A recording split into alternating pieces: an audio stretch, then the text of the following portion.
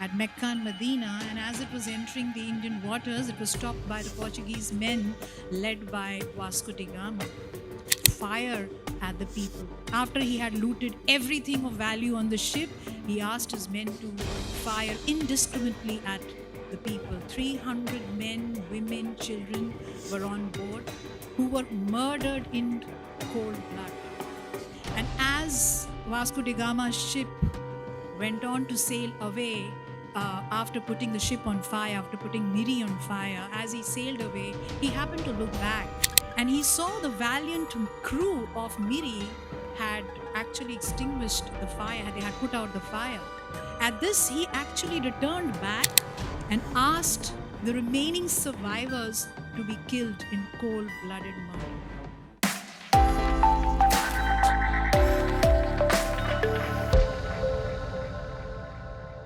Namaste, everybody. Vasco da Gama is the word that I want to start with. I'm sure most of you know who this man is. When I was in school, that is the time when I got introduced to this man for the first time. And what my teachers were telling me about this man was phenomenal.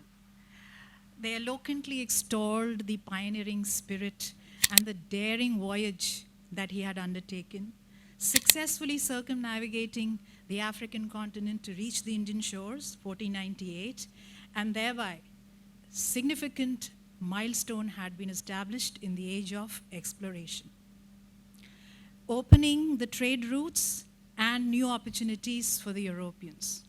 And this is not all, they went on and on. Vasco da Gama in history is a symbol of great courage, adventure, enterprise, and maritime achievement in the age of discovery. Today, students are learning about his expeditions in geography and history curriculum across the world. In Portugal, he is a national icon. His achievements are a source of great pride for the country.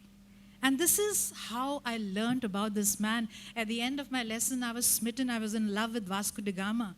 And I wanted to know more about this man. That led me into an in-depth research of this man. I read books, I spoke to people. That was not the time of Google.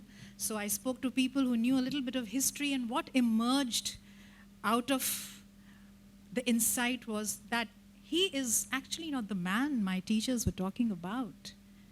He was an obnoxious man with bouts of violent temper and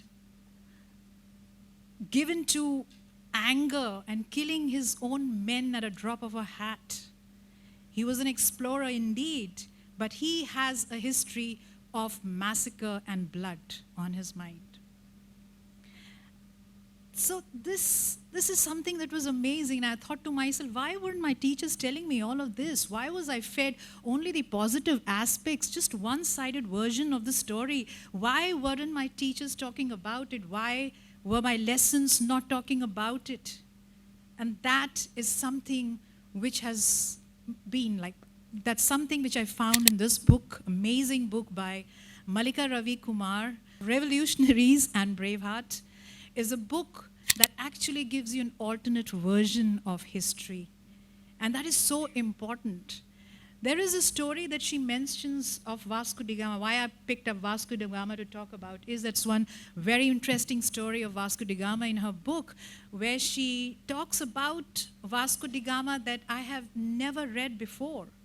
She goes on to give a very different spin, an alternative angle, a very different perspective to this man, where she talks about a story of a Miri ship. Miri, just a quick summary of the story, not very long. Miri is a ship that was coming from a pilgrimage at Mecca and Medina, and as it was entering the Indian waters, it was stopped by the Portuguese men led by Vasco da Gama. And we really don't know what Vasco da Gama was looking for. Was he looking for riches, gold, spices? What was he looking for? Because he was promised everything by the crew of Miri. Miri had 10 of the richest 10 richest Muslims in Kozhikode.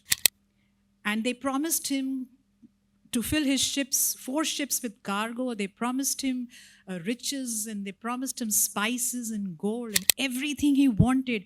But Vasco da Gama wasn't convinced. He wanted something else.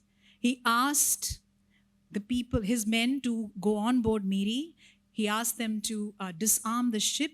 He went on board and he asked his men to fire at the people. After he had looted everything of value on the ship, he asked his men to fire indiscriminately at the people. 300 men, women, children were on board who were murdered in cold blood.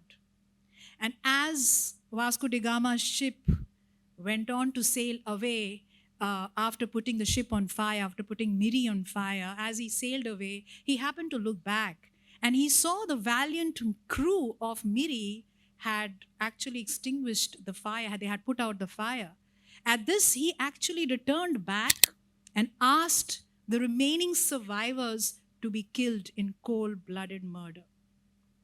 This is the story that I dictate from the book of Mallika Ravikumar of Revolutionaries and Bravehearts. Why aren't we telling? She questions this. She says that history cannot be learned in a linear fashion. History has to be studied with alternate angles and perspectives.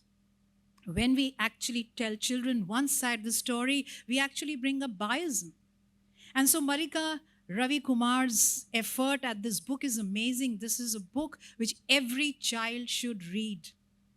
She goes on, it helps you to understand how and why history is important to us. It tells you how is history relevant to us.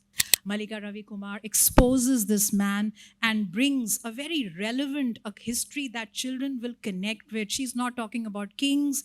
She's not talking about emperors. She's not talking about soldiers laced with arms and shields and swords. She's not talking about explorers on the threshold of making some amazing discoveries. She's not talking about chronicles of arts and architecture, but she's talking about people who are ordinary.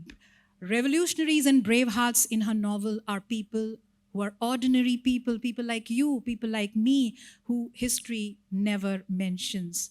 And she brings out these stories in such a beautiful manner. It's a historical fiction, but she interweaves the fiction with fact so beautifully that it becomes very relevant. Meaningful relevance has been given by Mallika Ravikumar in her book.